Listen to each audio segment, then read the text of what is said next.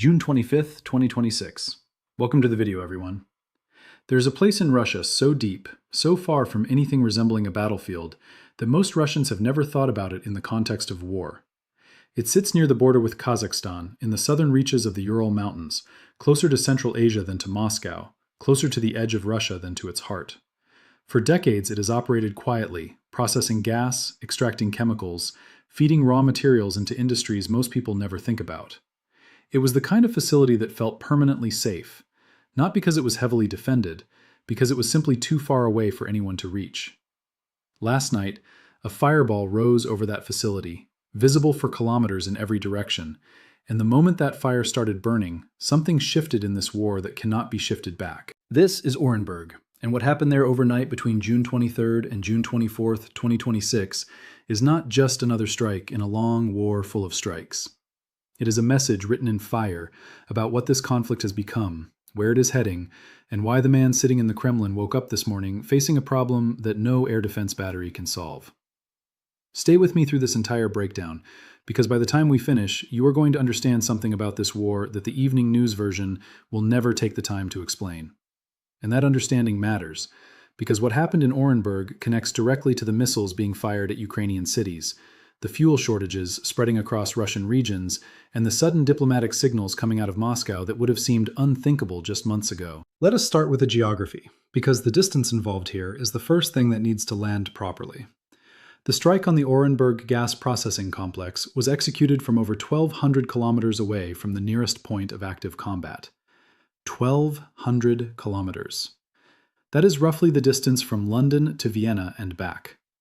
That is how deep inside Russian territory Ukrainian forces reached on a single night, hitting a target that the Kremlin had every reason to believe was beyond meaningful threat.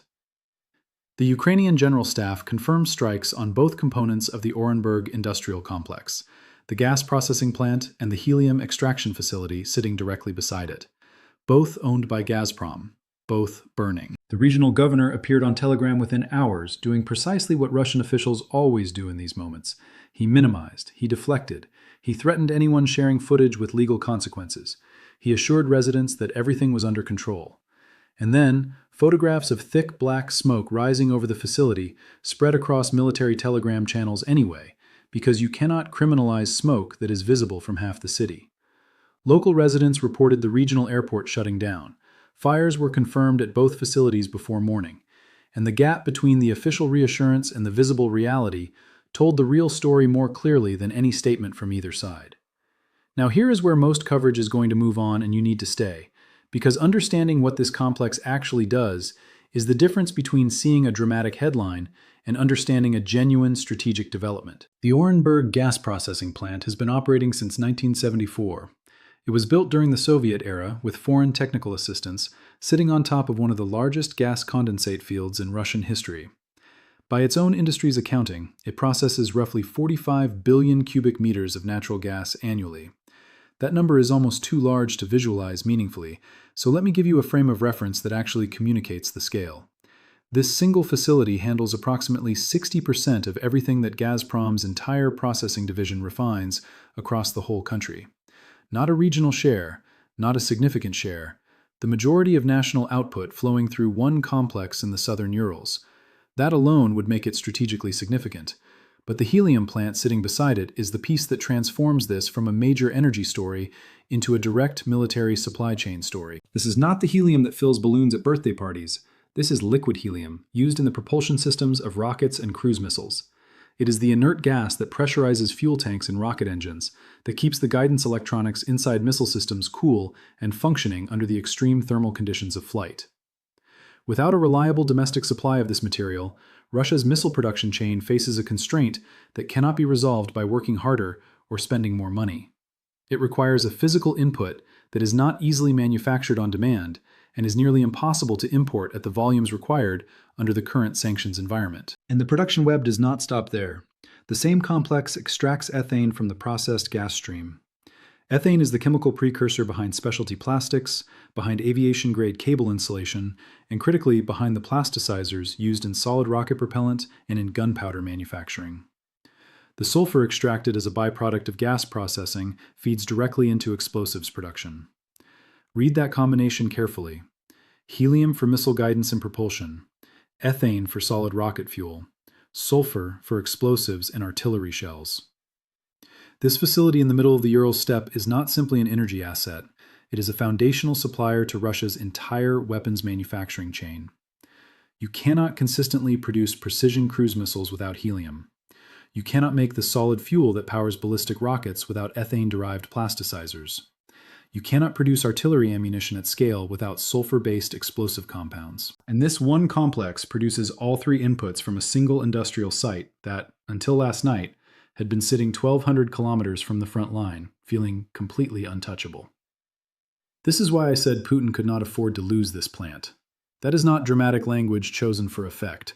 That is the operational reality of what this facility feeds into. Now step back and look at this strike in its proper context, because it did not come out of nowhere, and understanding the pattern it fits into is essential for grasping what it actually means.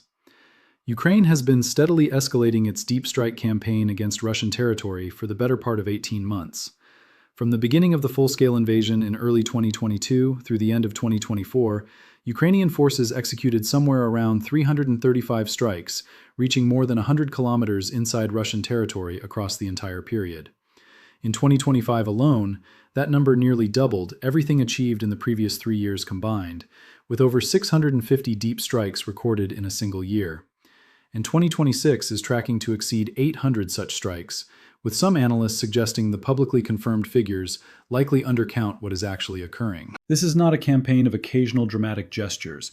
This is industrialized attrition applied systematically to Russia's energy and military production infrastructure, month after month, with a consistency and a scale that tells you clearly this is not improvised.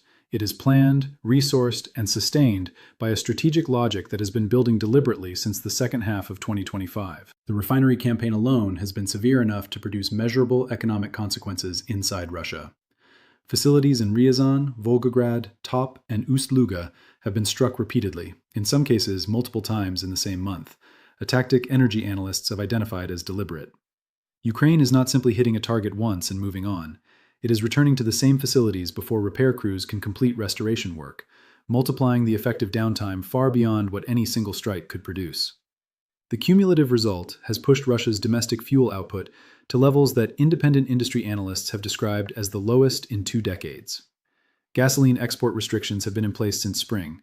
Aviation fuel exports were suspended as Moscow scrambled to protect remaining supply for domestic military use. Lines of fuel stations have appeared not just in occupied Crimea, but across more than a dozen Russian regions, stretching from the western borders all the way to the Far East. And, in a detail that captures the scale of the problem more vividly than any statistics, Russia, one of the largest hydrocarbon producers in human history, has been exploring large-scale fuel imports from India to stabilize its own domestic market. A country that built its entire post-Soviet economic identity on selling energy to the world is now looking at buying it back. Orenburg fits into this architecture, but at a different layer. The refinery campaign targets the fuel flowing into tanks and aircraft engines. The Orenburg strike targets the supply chain sitting one level deeper, the inputs that go into manufacturing the weapons themselves. Hit a fuel depot and you slow down how fast Russian armor can move toward the front. Hit Orenburg, and you start degrading Russia's capacity to manufacture the missiles it has been firing at Ukrainian cities every week for 4 years. These are different kinds of pressure applied to different parts of the same machine, and they are now being applied simultaneously. Orenburg was not hit for the first time last night either. The same complex experienced fire and processing disruption in October 2025, following an earlier strike. Ukrainian President Zelensky publicly confirmed strikes on Russian gas infrastructure in the Orenburg region in May 2026. The overnight operation on June 23rd was a return visit, targeting both halves of the complex in a single, coordinated wave, demonstrating both the intent and the capability to hit the same critical facility repeatedly before any meaningful restoration can be completed. That is the same logic being applied to refineries, now being applied to military-industrial supply chain infrastructure. And Orenburg was not even the only target that night. In the same operational window, Ukrainian forces struck the Vladimir Space Communications Center east of Moscow, damaging buildings that subsequently caught fire.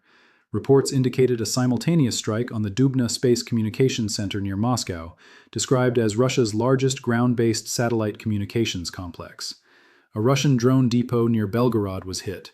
drone command and control nodes were struck across multiple frontline sectors, stretching from Donetsk through Zaporizhian into Russia's own Kursk and Belgorod regions. And Sevastopol, in occupied Crimea, lost power across the city after a drone attack took down electrical infrastructure. This was a single, coordinated operation, reaching from the Ural Mountains near the Kazakh border to the outskirts of Moscow to the Black Sea coast of Crimea, executed within the same 12-hour window. The geographic scope alone communicates something important. Ukraine is no longer conducting a deep strike campaign. Ukraine is conducting a simultaneous multi-theater degradation operation against Russian strategic infrastructure at a scale and a range that would have seemed implausible 3 years ago. The strategic logic driving all of this connects directly to a capability shift that deserves more attention than it typically receives. For most of the first 2 to 3 years of this war, Ukraine's ability to reach deep into Russian territory was fundamentally constrained by range limitations and by the conditions Western partners attached to the weapons they supplied. Munitions capable of precision strikes deep inside Russia were either provided in limited quantities with strict restrictions on their use, or simply did not yet exist in Ukraine's own production pipeline. That has changed in ways that are now producing visible operational results. Ukraine has invested heavily in domestically developed long-range drones and strike systems specifically designed to remove the dependency on Western authorization for every individual target decision. The result is that a facility in the southern Urals, geographically closer to Almaty than to the Ukrainian front line, can now be reliably targeted, reached, and struck in a coordinated operation alongside simultaneous targets near Moscow and in Crimea. The practical implication of this for Russian strategic planning is enormous and genuinely difficult to solve. Every piece of energy and military-industrial infrastructure distributed across Russia's 17 million square kilometers of territory now has to be treated as potentially within reach. There is no defense solution to that problem that fits within any realistic resource constraint. Russia does not possess enough air defense batteries, enough interceptor missiles, enough trained crews to provide meaningful coverage over the entirety of its territory against a determined adversary firing from multiple directions at multiple target types simultaneously on the same night. The math simply does not work.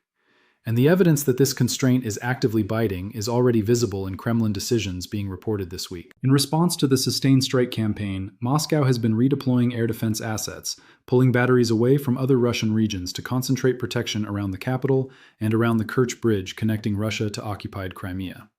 Think carefully about what that decision actually reveals. It means Russian planners looked at their available assets, looked at the threat map, and concluded they had to leave something uncovered in order to reinforce something else. That is, the definition of a defensive posture stretched beyond its capacity to protect everything simultaneously. Every battery repositioned to cover Moscow is a battery that is no longer over some other refinery, some other gas complex, some other military production facility somewhere in Russia's vast interior. The Kremlin is being forced to choose what it can afford to protect, which means it is conceding that it cannot protect everything. The Russian Defense Ministry claimed to have intercepted over 300 drones on the night of this operation. That figure, taken at face value, sounds like a defensive success. But consider what it actually communicates from the other direction.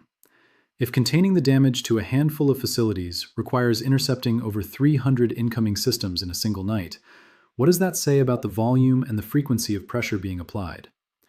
Air defense success rates can appear impressive in isolation, while the underlying system is being worn down by sheer cumulative volume across weeks and months of continuous operation.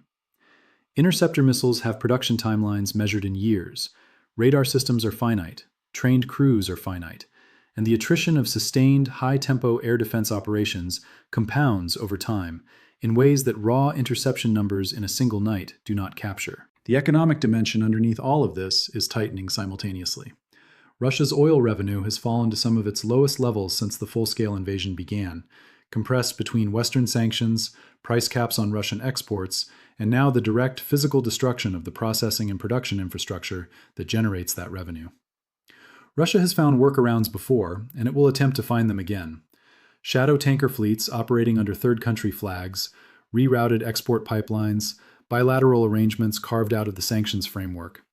But workarounds consume resources, reduce efficiency, and introduce vulnerabilities of their own.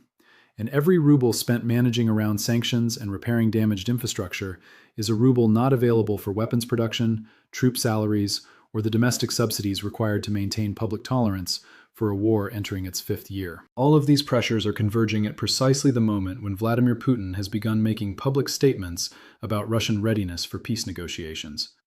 That timing is not coincidental.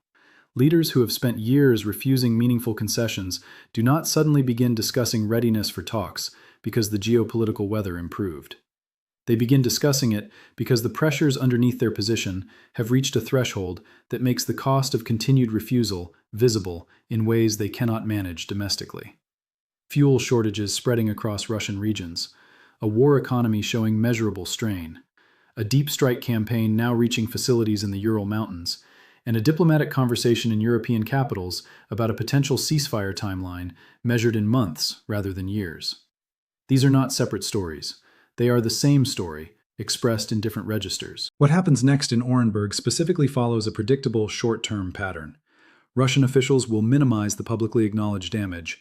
Repair crews will be dispatched behind the scenes. State media will announce restored operations on a timeline designed to project normalcy, and independent satellite imagery and energy industry analysts will subsequently tell a different story about the actual extent of disruption and the true timeline for any restoration. This exact sequence played out after the October 2025 strike on the same facility. There is no reason to expect the pattern to differ this time. What matters more is the medium-term question around helium supply specifically. Helium extraction infrastructure is not patched with replacement parts ordered from a domestic supplier. The technical systems involved are specialized, the production process is complex, and the supply chain for components required to restore damaged extraction capacity runs directly into the sanctions wall that Russia has been navigating for 4 years.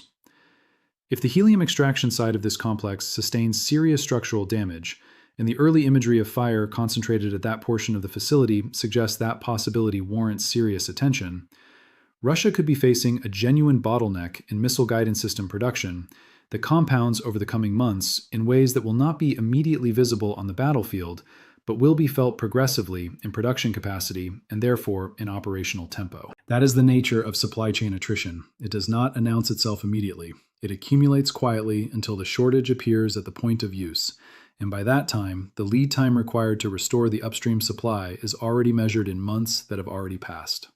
What happened in Orenburg last night is the latest and perhaps the most strategically significant data point in a story that has been building for 18 months.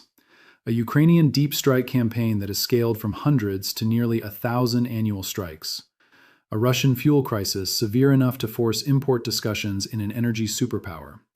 An air defense posture being stretched across a territory too vast to cover. And a Kremlin that is simultaneously claiming military strength and opening diplomatic channels toward negotiations. These are not contradictions. They are the simultaneous symptoms of a war economy under accumulating pressure, finding its limits in real time.